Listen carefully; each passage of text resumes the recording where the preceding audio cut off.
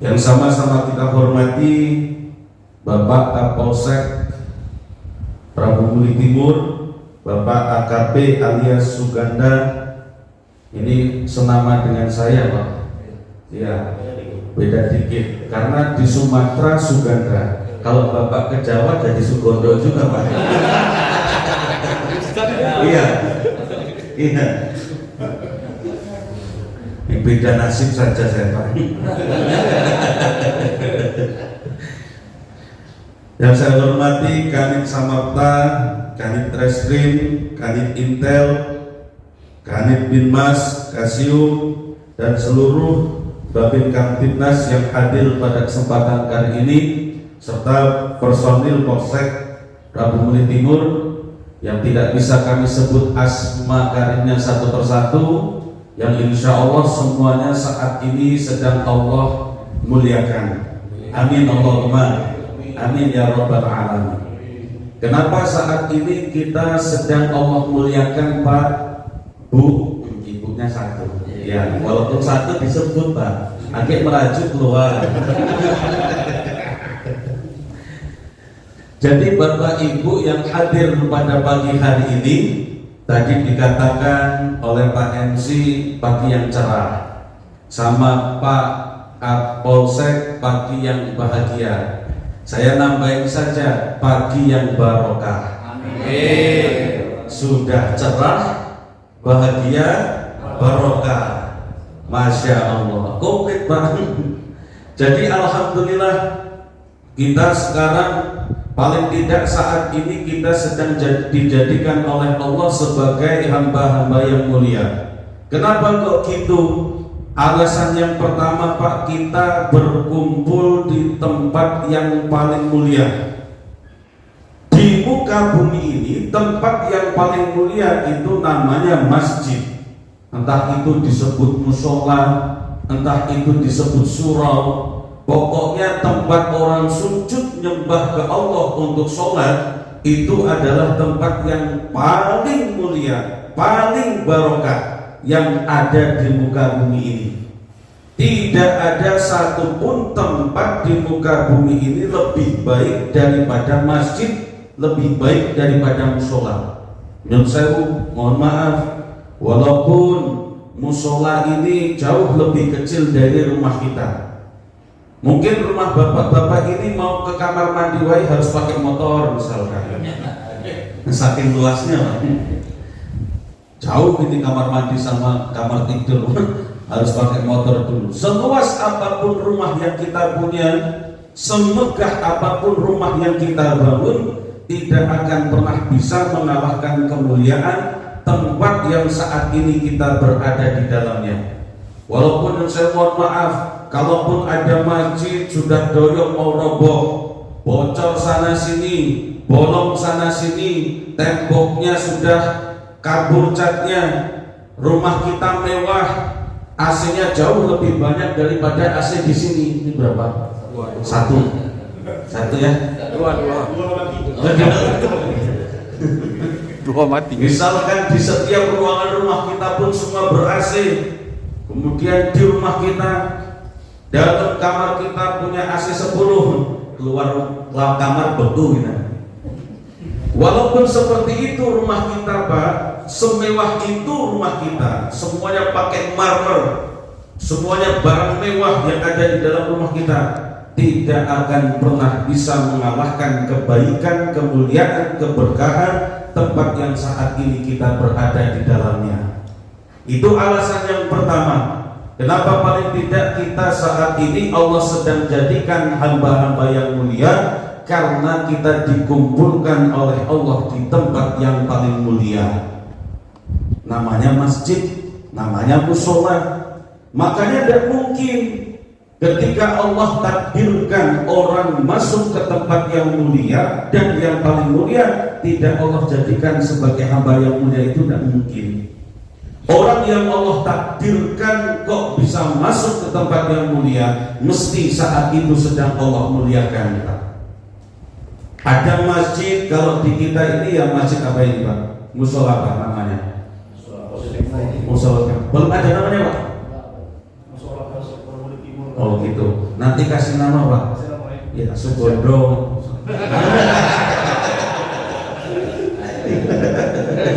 Iya. Jadi nanti kasih nama Pak. Musola apa? Ada masjid, makanya ada yang disebut dengan Masjidil Haram, tempat yang paling mulia di muka bumi ini. Orang berebut berbondong-bondong untuk datang ke sana menjadi pusat agama Islam, pusat kita beribadah, sentralnya di sana, kiblatnya ke sana, disebut juga dengan Masjidil Haram, masjid yang dimuliakan. Makanya orang kalau Allah bisa takdirkan ke sana, paling tidak saat itu orang-orang yang berada di sana sedang Allah jadikan hamba-hamba yang mulia. Makanya Pak, orang itu mohon maaf sepreman-premannya preman, tapi kalau sudah masuk masjid hilang premannya. Betul apa tidak? Segarang-garangnya orang, segalak-galaknya orang, kalau masuk masjid hilang galaknya, hilang garangnya.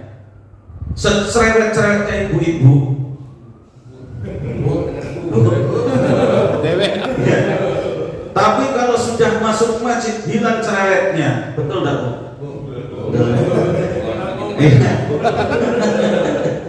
Olehnya dewean Pak. Nah, cerewet sama siapa? Kalau rame-rame masih rame tuh kan. Makanya ada orang kayak tadi problematik, ada kasus, ada orang berbakat, ada orang marahan Pak di luar masjid, di depan rumah, dibawa ke dalam masjid, tidak lagi lanjut marahannya. Luar baik itu, lanjutin di luar, tidak lemak itu marahan di masjid. Ada orang nak bacok-bacokan Pak, nak pakai parang, kemudian dimasukkan, ayo kalau mau bacok-bacokan masuk ke masjid, tidak berani, jangan di masjid. Di lapangan baik kita bacok-bacokan. Itu bukti bahkan secara alam bawah sadar kita pun kita menyadari bahwasanya yang namanya masjid ini tempat yang begitu mulia. Orang masuk masjid paling tidak saat ini kita sedang dijadikan hamba Allah yang mulia. Itu yang pertama. Yang kedua, kita sedang berkumpul di acara yang mulia, thalabul ilmi birrokal. Jadi kami juga ada jadwal misi di Polres Pak, sama hari Kamis. Kalau di Polres itu kita bahas suatu hukum, kemudian ada tanya jawab. Kalau nanti ada yang mau tanya jawab, ya monggo silahkan. Kalau bisa jawab ya jawab, kalau tidak bisa saya balik. Jadi seperti itu. Yang kedua, karena kita dikumpulkan di dalam acara yang mulia. Yang ketiga, saat ini kita masih di dalam bulan yang mulia, yaitu bulan Rajab. Inna iddata syuhuri indallahi isna asyara syahran fi kitabillahi yawma khalaqas samawati wal ard minha arba'atun hurum. Allah itu menciptakan dalam satu tahun ada 12 bulan Pak. Kalau menurut Ustaz kami, kiai kami di pondok pesantren, seluruh kitab samawi yang menyebutkan kalau satu tahun ada 12 bulan itu hanya Al-Quran. Kitab samawi itu ada 4: Taurat, Zabur, Injil, Al-Quran. Taurat diturunkan kepada Nabi Daud, Zabur diturunkan kepada Nabi Musa, Injil diturunkan kepada Nabi Isa, Al-Quran diturunkan Nabi Muhammad. Ya, bahasanya beda-beda. Taurat pakai bahasa Qibti namanya, bahasanya Qibti. Injil pakai bahasa Suryani. Yang kemarin viral sempat Pak itu yang di YouTube itu, siapa itu? Mama Kufron, Inama Kolina. Pernah nonton YouTube kan Pak? Kok tidak nyambung nih? Jarang. Itu ya bahasa Suryani, tapi itu bahasa Suryani yang ngawur. Bahasa Suryani itu Injil diturunkan pakai bahasa Suryani. Kemudian Zabur diturunkan pakai bahasa apa namanya? Lupa saya Pak. Ada yang tahu Pak? Terus Al-Quran diturunkan pakai Ibrani. Ibrani kemudian Al-Quran diturunkan pakai bahasa Arab. Itu 4 samawi yang langsung Allah kasih kepada Nabi dan Rasulnya. Taurat ya dari Allah, Zabur ya dari Allah, Injil ya dari Allah. Kita wajib mengimani ini semua dari Allah. Terlebih Al-Quran, tapi yang dulu-dulu belum ada amandemen, belum diperbaharui, belum ada campur tangan manusia. Karena yang namanya kitab dianggap sebagai kitab suci kalau belum ada campur tangan dengan tangan manusia. Tapi kalau sudah ada campur tangan manusia, maka sudah tidak bisa disebut sebagai kitab suci. Makanya sampai sekarang itu di dalam Al-Quran masih ada tantangan itu di dalam surah Al-Baqarah. Wa in kuntum fi raibin mimma nazzalna ala abdina fa'tu bi suratin min mislih. Kalau kamu tidak percaya dengan kebenaran Al-Quran yang aku turunkan kepada hambaku Muhammad, fa'tu bi suratin min mislih. Coba bikin satu surat saja semisal Al-Quran, bisa Anda? Kalau kamu gak bisa dewean, wad'u syuhada'akum, kumpulkan rekan-rekan kamu, kawan-kawan kamu, sahabat-sahabat kamu yang pandai bahasa Arab, yang pandai lughah, yang pandai nahwu, yang pandai sorof, yang pandai balaghah, untuk bikin satu surat semisal Al-Quran. Sampai detik ini ila yaumil qiyamah tidak ada satupun yang bisa merubah Al-Quran. Sampai detik ini ila yaumil qiyamah tidak ada satupun karya tulis menandingi Al-Quran, gak ada Pak. Sastra-sastra Arab gak ada yang bisa menandingi sastra bahasa Arab Al-Quran. Jadi sastra Arab Pak, waktu kita belajar di Universitas Sains Al-Quran, kami kan kuliahnya di Universitas Sains Al-Quran, itu sastra Arab, sastra bahasa Arab itu nginduknya itu ke Al-Quran. Jadi betapa luar biasanya bahasa Al-Quran Pak. Bahkan sastra pun masih di bawah Al-Quran. Kalau misalkan kita belajar sastra Indonesia, sastra Inggris, itu kan kayaknya sudah paling tinggi Pak. Belajar bahasa Inggris, sastra Inggris, wah keren. Bahasa Indonesia, sastra Indonesia, itu udah paling tinggi. Tapi ketika kita sastra bahasa Arab, itu masih di bawah Al-Quran. Itu luar biasanya bahasa Al-Quran. Tidak ada satupun sastra bahasa yang bisa menandingi bahasa yang terkandung di dalam Al-Quran. Makanya sampai detik ini ila yaumil qiyamah, sampai hari kiamat, Al-Quran gak akan bisa diubah. Ada satu harokat salah pun ketahuan. Misalkan seharusnya dibaca lilladzi, kemudian tertulis di situ lalladzi, ketahuan. Walaupun hanya harokatnya yang seharusnya di atas, kemudian kok ditulis di bawah, ketahuan. Itu bukti Al-Quran dijaga oleh Allah Subhanahu wa Ta'ala. Apa gak ada yang kemudian pernah membuat karya menanding Al-Quran? Ada Pak. Zaman dulu itu ada yang namanya Musailamah Al-Kadzab. Musailamah Al-Kadzab ini seorang penyair, tukang pidato, tukang khutbah yang ngaku sebagai nabi, padahal Nabi Muhammad saat itu masih ada, tapi berani mengaku sebagai nabi. Itu saking cerdasnya Musailamah Al-Kadzab. Orangnya cerdas, orangnya pinter, tapi pinternya keblinger, kebablasan, sampai mengaku dirinya sebagai nabi. Dia kalau Nabi Muhammad itu dapat wahyu, dia ikut-ikutan Pak, bikin karangan. Salah satunya yang saya hafal dari karangan Musailamah Al-Kadzab itu surah Al-Fil. Kalau di Al-Quran itu surah Al-Fil gimana Pak? Alam taro kaifa fa'ala rabbuka bi ashabil fil, ila akhiril surah.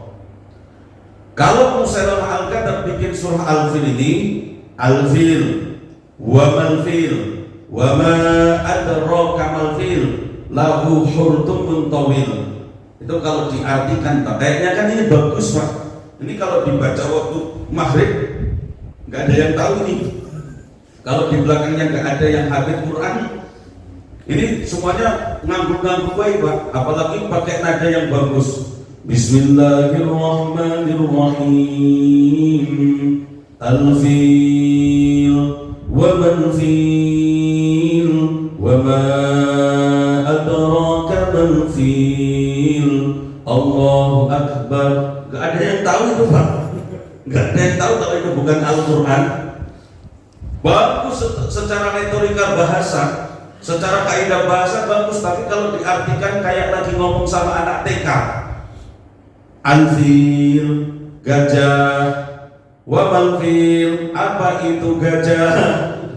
Wa ma adraka malfil, apakah kamu tahu seperti apa itu gajah? Coba Pak, artinya kayak gitu Pak. Lahu hurtumun tawil, gajah itu punya belalai panjang. Ini Pak, kayak lagi ngomong sama anak TK. Orang nggak usah baca surat Al-Fil karangan Musailamah Al-Kadzdzab pun tahu kalau gajah itu ya seperti itulah. Nggak usah baca itu. Makanya walaupun retorika bahasanya bagus, tapi apa yang terkandung di dalamnya tidak bisa menandingi Al-Quran. Itu. Maka orang yang sering ngumpul baca Al-Quran tadi diawali dengan baca surah Yasin. Sekarang kan banyak orang tidak mau baca surat Yasin. Ngapain baca surat Yasin? Lah kan hatinya Al-Quran itu Yasin Pak. Induknya Al-Quran Al-Fatihah. Makanya Al-Fatihah disebut dengan Ummul Quran. Ummun itu induk, ibu Al-Quran ya Al-Quran. Makanya Al-Fatihah disebut dengan Ummul Quran, induknya Al-Quran. Seluruh apa yang terkandung di dalam Al-Quran itu terangkum di dalam satu surah namanya Al-Fatihah. Al-Fatihah terangkum di dalam satu kalimat disebut kalimat basmalah, yang tadi mau diawali dengan basmalah tapi ngetes fokus sama enggak? Pinter ngelesnya dia.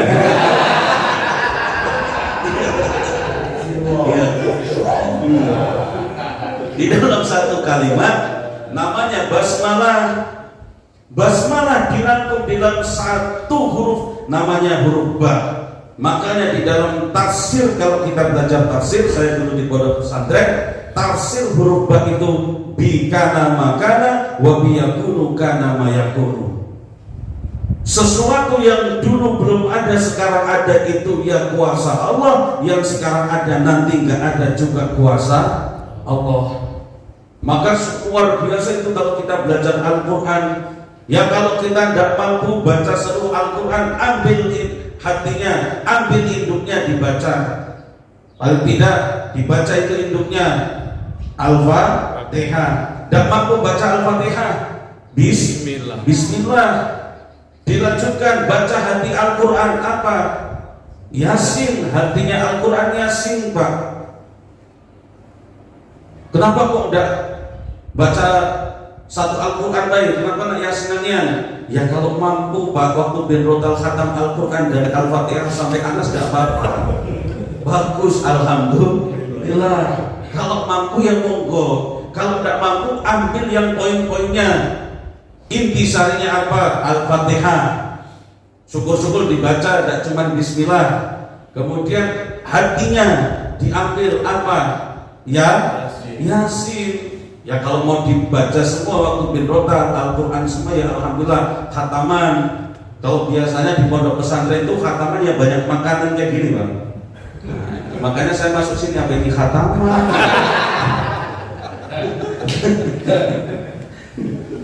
Apa yang sudah khatam Al-Quran semua kan khataman. Tapi bingung saya Pak Kapolsek tadi disuruh makan tapi necisnya masih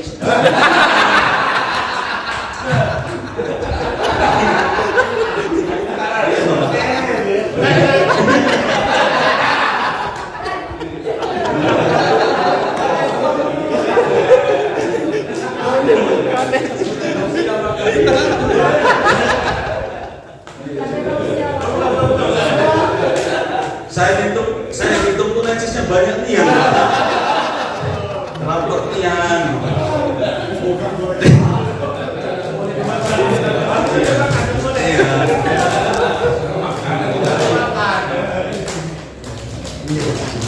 Disuruh sambil makan tapi necisnya nggak dibuka.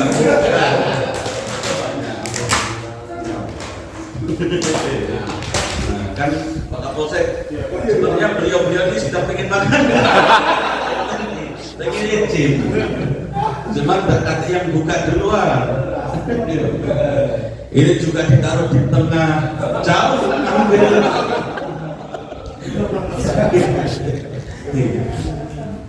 Jadi seperti itulah. Maka masya Allah, kalau di musola ini setiap hari Kamis dibacakan Yasin, hatinya Al-Quran, insya Allah Pak, orang yang sering tadabbur Al-Quran, paling tidak ya kalau dan sempatnya tadarus Al-Quran, baca surat Yasin, baca Al-Fatihah, insya Allah dilembutkan hatinya. Itu mesti Pak. Orang kalau sering interaksi dengan Al-Quran, hatinya akan lembut. Tapi kalau orang itu enggan interaksi dengan Al-Quran, keras hatinya, kaku hatinya Pak. Betul apa tidak? Betul. Orang kalau sering interaksi dengan Al-Quran, itu keras, wataknya keras, peringainya keras. Karena apa? Hatinya keras dan bisa menerima usulan dari orang lain. Kayak tadi kata Pak Kapolsek, dikit-dikit tersinggung, dikit-dikit marah, karena nggak bisa bahagia. Salah satu nggak bisa bahagia, hatinya ini tidak pernah interaksi dengan Al-Quran. Kalau sering interaksi dengan Al-Quran, ada usulan, ada diskusi, itu bisa terima itu dari orang lain. Oh ya, ini bagus. Walaupun yang mengatakan ini kita anggap sebagai di bawah kita, tapi omongannya bagus, diambil.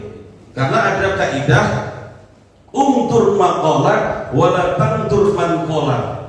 Lihat siapa yang mengatakan, lihat siapa yang berbicara, jangan lihat siapa yang berbicara. Yang dikatakan, yang dibicarakan itulah yang dilihat. Jangan melihat siapa yang mengatakan. Nah sekarang kan dalam tanda kutip, mohon maaf, sekarang lagi zaman-zamannya Pak Kapolsek, itu di masyarakat awam, di masyarakat umum itu kita belajar agama kalau bukan dari golongan dia, walaupun yang disampaikan bagus, walaupun yang disampaikan benar, tidak mau diterima. Banyak apa enggak Pak? Kalau dari golongan dia, walaupun yang disampaikan Al-Quran, walaupun yang disampaikan hadis, walaupun yang disampaikan itu pendapat ulama, tidak diterima. Itu lagi merajalela dan itu lagi luar biasa di masyarakat. Itu salah satunya bahwasanya Al-Quran itu tidak benar-benar masuk di dalam hati. Hatinya tidak bisa lembut, hatinya tetap keras, hatinya tetap kaku. Maka kita berdoa bersama-sama, mudah-mudahan seluruh personil di wilayah Polsek Timur ini, kita berdoa dengan ikhlas, Allah lembutkan hatinya. Amin. Amin ya rabbal alamin. Apalagi sudah mulai makan si lembutnya. Nah, masalahnya saya Pak, dibuka snacknya waktu saya ceramah. Ini jadi masalah. Tidak mungkin ceramah tidak apa-apa. Tolong yang satu jangan di.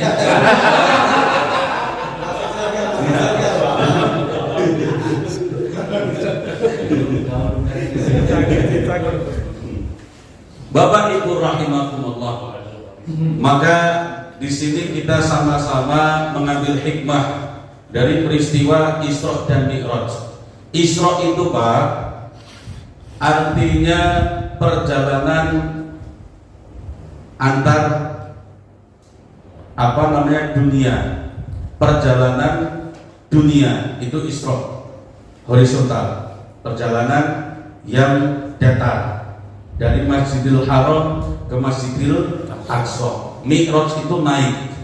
Isra itu perjalanan malam. Jalan malam itu Isra. Makanya kalau bapak-bapak ditanya sama wong rumah, Pak nak kemana malam-malam? Nak Isra, jalan-jalan malam. Itu Isra. Kemana Pak? Kemana Pak? Malam-malam aku nak Isra. Nah, kalau Mi'raj itu naik, makanya sama itu habis jalan-jalan mah naik. Mi'raj. Mah aku nih sudah Isra, tinggal Mi'rajnya yang belum.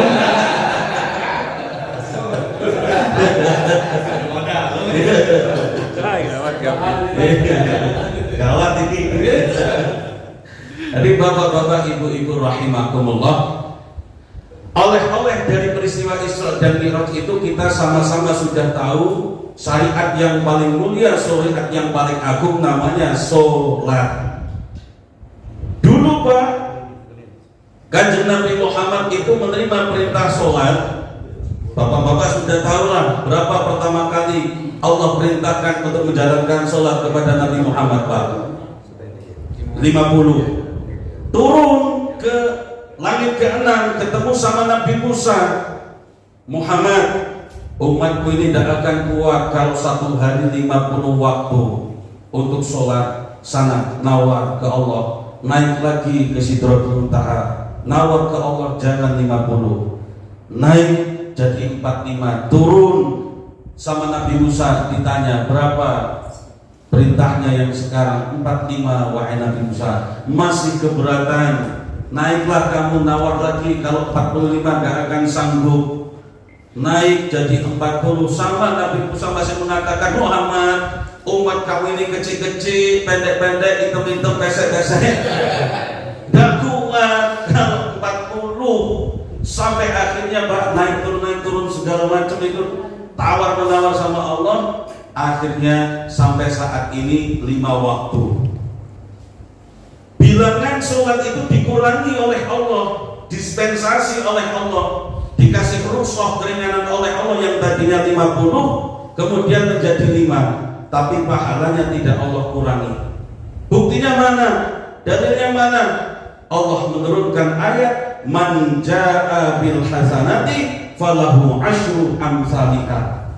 Kalau kita melakukan sholat sekali Pak, pahalanya 10 kali lipat di hadapan Allah. Berarti kalau kita sholat satu hari 5 kali, 50 waktu sama dengan perintah pertama kali sholat. Memang bilangannya itu dikurangi sama Allah, yang tadinya 50 jadi 5, tapi pahalanya tidak Allah kurangi. Pahalanya tetap sama seperti orang itu menjalankan sholat 50 waktu dalam sehari. Inilah luar biasanya keistimewaan umat baginda Rasulullah Muhammad sallallahu alaihi wasallam. Tapi ingat Pak, yang diberi pahala itu adalah sholat yang dengan ilmu.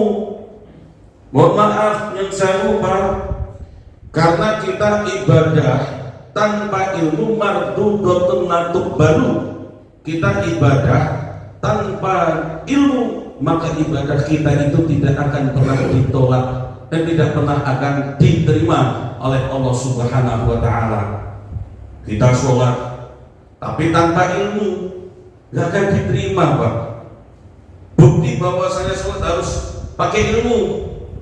Ada yang dinamakan syarat wajib, rukun, sunnah, makruh, muktilatus sholat. Semua ada itu ilmunya. Mana yang harus dikerjakan waktu sholat, mana yang boleh ditinggalkan waktu sholat, mana yang mengurangi pahala waktu sholat, mana yang membatalkan waktu sholat. Kalau basing-basing kacau kita sholat Pak. Contoh, la sholata liman lam yaqra bi fatihatil kitab. Orang itu tidak sah sholatnya kalau tidak membaca Al-Fatihah. Bapak-bapak, ibu-ibu, sholatnya tidak akan sah kalau tidak baca Al-Fatihah. Karena Al-Fatihah rukun. Makanya kita belajar ilmu, mempelajari Al-Fatihah dengan benar, itu hukumnya wajib. Membaca Al-Fatihah, belajar membaca Al-Fatihah dengan benar itu hukumnya wajib. Kenapa? Karena menjadi syarat sah sholat, menjadi rukun sholat yang tidak boleh ditinggalkan waktu sholat. La sholata liman lam yaqra bi Fatihatil Kitab, tidak dianggap sholat kalau tidak membaca Al-Fatihah. Dan hafal Al-Baqarah tidak masalah, dan hafal Al-Waqi'ah, An-Naba dan surat-surat yang lain tidak masalah, karena itu bukan rukun. Yang wajib Al-Fatihah. Setelah Al-Fatihah, ghairil maghdubi 'alaihim waladdallin, amin, Allahu Akbar. Boleh tidak Pak? Boleh. Boleh. Ghairil maghdubi. Ngapa langsung? Oh ini aku belum hafal. Qul huwallahu ahad belum hafal. Ya sudah. Waktu amin setelah itu baru langsung ruku. Boleh, karena membaca surat setelah Al-Fatihah hukumnya sunnah. Bagi orang yang memang tidak bisa bacaan apa yang di dalam Al-Quran, tidak apa-apa langsung ruku. Tapi kalau yang sudah ada hafalan, tidak boleh langsung ruku. Makruh, ngurangi itu pahala sholat. Ustaz, ada pada orang yang benar-benar didispensasi sholatnya baca Al-Fatihah tetap sah? Ada Pak. Siapa? Contoh seorang mu'alaf, orang baru masuk Islam. Itu kalau nunggu dia hafal Al-Fatihah, bisa baca Al-Fatihah, tidak sholat-sholat Pak. Apalagi masuk Islamnya, saya mohon maaf, usia di atas 40 tahun, di atas 50 tahun itu. Kalau disuruh ngapalin sesuatu kan, apal pangkal ujung hilang, apal ujung pangkal hilang, pangkal ujung apal tengah-tengah yang hilang. Ini hilang semua ini. Makanya kalau harus nunggu apal Al-Fatihah yang panjang itu 7 ayat, syahadat saja kadang susah, apalagi Al-Fatihah yang begitu panjang. Maka orang ini boleh sholat tanpa membaca Al-Fatihah. Dalilnya mana? Ya ayyuhalladzina amanu idza kumtum ila shalah fakabbir. Wahai orang-orang yang beriman, kalau kamu hendak mendirikan salat fakabbir, maka awalilah dengan takbiratul ihram. Allahu akbar. Takbiratul ihram itu Allah itu lafzul jalalah, asma Allah. Akbar itu sifat Allah maha besar. Boleh tidak Ustaz? Aku ganti sifat Allah, kan banyak contohnya Asmaul Husna ada 99. Akbar aku ganti Adim, sama-sama itu hampir sama, Maha Agung.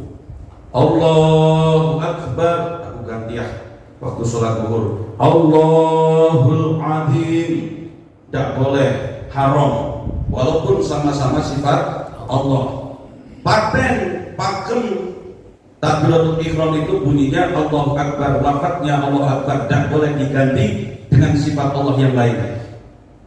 Tidak boleh diartikan juga, payah Pak kalau diartikan nanti. Kalau imamnya pakai bahasa Arab, lafadznya benar Allahu Akbar. Belakang imam pas, orang Jakarta nasionalis, Allah Maha Besar. Sampingnya Palembang, Allah besar ini ya. Sampainya lagi wong Jawa Pak, Allah gede banget. Sampainya wong Padang, Allah maha gadang. Kacau sholatnya Pak.